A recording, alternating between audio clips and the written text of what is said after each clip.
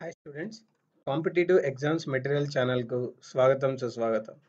ఈ వీడియోలో మనం కొన్ని ఇండియన్ ఎకానమీకి సంబంధించిన మల్టిపుల్ చాయిస్ క్వశ్చన్స్ నేర్చుకుందాం. సో చాలామంది స్టూడెంట్స్ ఇండియన్ ఎకానమీ బిట్స్ చేయమని అడుగుతున్నారండి. అందులో లక్ష్మి గారు చాలా రెగ్యులర్గా అడుగుతున్నారు. సో అందుకే ఈ ఎకానమీ బిట్స్ చేస్తున్నాను. సో ఫస్ట్, ముద్రాకు సంబంధించి కింది వాటిలో సరికానిది ఏది? ముద్రాకు సంబంధించి కింది వాటిలో సరికానిది ఏది? ఇప్పటికే పరపతి అందిస్తున్న నాబార్డ్ ద్వారా దీన్ని అమలు చేస్తారు. ఇప్పటికే పరపతి అందిస్తున్న నాబార్డ్ ద్వారా దీన్ని అమలు చేస్తారు. కింది వాటిలో మహారత్న కంపెనీ హోదా కలిగినవి ఏవి? కింది వాటిలో మహారత్న కంపెనీ హోదా కలిగినవి ఏవి? సో ఓఎన్జీసీ, ఎన్టీపీసీ, సెయిల్, ఈ మూడు మహారత్న హోదా కలిగినవండి. ONGC, NTPC, SAIL. కింది వాటిలో నవరత్న కంపెనీ కానిది ఏది? కింది వాటిలో నవరత్న కంపెనీ కానిది ఏది? సో బిహెచ్ఎల్ వచ్చేసి నవరత్న కంపెనీ కాదండి. మిగతా మూడు నాల్కో, హాల్, ఎంటీఎన్ఎల్, ఈ మూడు నవరత్న కంపెనీస్. బిహెచ్ఎల్ మాత్రం నవరత్న కాదు. 2015 సంవత్సరానికి ఫార్చ్యూన్ గ్లోబల్ 500 కంపెనీల జాబితాలో ఎన్ని భారతీయ కంపెనీలు చోటు సంపాదించాయి? 2015 సంవత్సరానికి ఫార్చ్యూన్ గ్లోబల్ 500 కంపెనీల జాబితాలో ఎన్ని భారతీయ కంపెనీలు చోటు సంపాదించాయి? 7.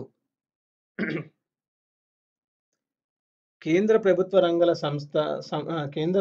రంగ సంస్థల సర్వే 2014-15 ప్రకారం కింది వాటిలో సరైనవి ఏవి?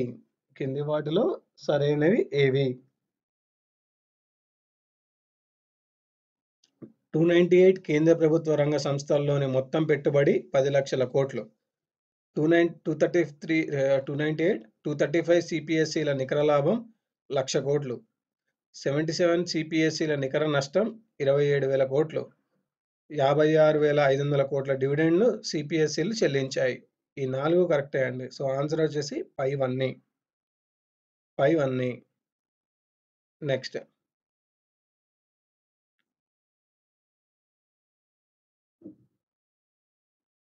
సెకండ్, వరల్డ్ స్టీల్ అసోసియేషన్ వెల్లడించిన వివరాల ప్రకారం కింది వాటిలో సరైనవి ఏవి?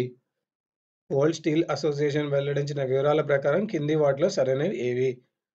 భారతదేశం 14 మిలియన్ టన్నుల ఉక్కు ఉత్పత్తితో ప్రపంచంలోనే తృతీయ స్థానంలో నిలిచింది. చాలా ఇంపార్టెంట్ పాయింట్ అండి ఇది. భారతదేశం ఉక్కు ఉత్పత్తిలో ప్రపంచంలో తృతీయ స్థానంలో ఉంది. నెక్స్ట్, ఉక్కు ఉత్పత్తిలో చైనా, జపాన్ ప్రథమ, ద్వితీయ స్థానాల్లో ఉన్నాయి. ఇది కూడా కరెక్ట్ అండి. సో భారతదేశం 3వ స్థానంలో ఉంది. ప్రథమ స్థానంలో చైనా, జపాన్ ఉన్నాయి. నెక్స్ట్, ప్రపంచ ఉక్కు ఉత్పత్తిలో ఒక చైనానే 65 మిలియన్ల టన్నులు, దాదాపు సగం ఉత్పత్తి చేస్తుంది. ఇది కూడా కరెక్ట్ అండి. ప్రపంచ ఉక్కు ఉత్పత్తిలో ఒక చైనానే 65 మిలియన్ టన్నులు.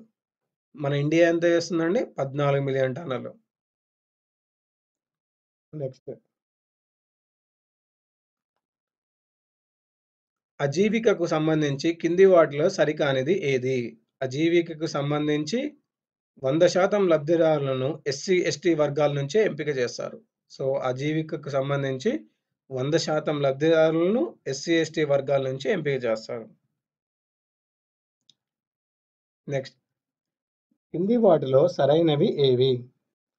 కింది వాటిలో సరైనవి ఏవి? భారతదేశంలో 15 నుంచి 59 సంవత్సరాల మధ్య జనాభా అధికంగా ఉండి జనాభా లాభంను 2040 వరకు కలిగి ఉంటుంది. పాపులేషన్ డివిడెండ్ను 2040 వరకు కలిగి ఉంటుంది. ఇది కరెక్ట్ అండి. భారత్లో శ్రామిక దళంలో కేవలం 2.3% మాత్రమే శిక్షణ పొందారు. ఇది కూడా కరెక్ట్ అండి. యువతకు శిక్షణ ఇవ్వడానికి ప్రధానమంత్రి జాతీయ నైపుణ్య అభివృద్ధి కార్యక్రమాన్ని ప్రారంభించారు. ఇది కూడా కరెక్ట్. సో ఈ 3 కరెక్ట్ అండి. నెక్స్ట్, కింది పథకాలు వాటిలో చేరడానికి అర్హులయ్యే వయసును సరిగా జతపరచండి.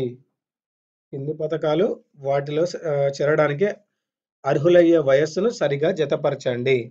ప్రధానమంత్రి సురక్ష బీమా యోజన. ప్రధానమంత్రి సురక్ష బీమా యోజన 18 నుంచి 70 సంవత్సరాల మధ్య వారు అర్హులు. ప్రధానమంత్రి సురక్ష బీమా యోజనలో 18 నుంచి 70 సంవత్సరాల మధ్య వారు అర్హులు. ప్రధానమంత్రి జీవన జ్యోతి బీమా యోజన ప్రధానమంత్రి జీవన జ్యోతి బీమా యోజన. దీనికొచ్చేసి 18-50 సంవత్సరాల మధ్య వారు అర్హులు. నెక్స్ట్ 3 వచ్చేసి అటల్ పెన్షన్ యోజన. ఈ అటల్ పెన్షన్ యోజనలో 18-40 సంవత్సరాల మధ్య వారు అర్హులు. ఇవండి ఈ వీడియోలోని Indian economy multiple choice questions. వచ్చే వీడియోలో మరికొన్ని మల్టిపుల్ చాయిస్ క్వెషన్స్‌తో కలుద్దాం.